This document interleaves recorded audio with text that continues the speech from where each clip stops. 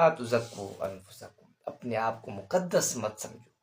اگر تم پاکیزہ ہو، تم سے گناہ نہیں ہوتے، پھر بھی اس کی وجہ سے تم اپنے آپ کو معتبر نہیں سمجھو، مقدس نہیں سمجھو، پاکیزہ نہیں سمجھو کہ اب میرا جیسا کوئی نہیں ہے، میں یہ گناہ نہیں کرتا ہوں، فلاں گناہ گار ہے۔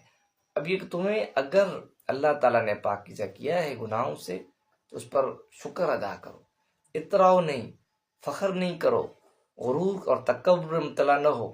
یا جو اگلا شخص اسی جرم کے اندر، گناہ کے اندر ہے، تو اس کو دیکھ کر آپ شکر لازمی کریں، مگر اترائے نہیں کہ اللہ نے مجھے بچا لیا۔ فلا تزکو انفسکم، اپنے آپ کو پاک نہیں سمجھو۔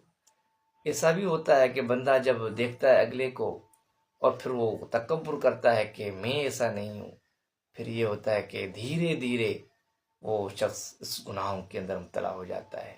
اس لیے دوسروں کے عیب یا گناہوں کو دیکھ کر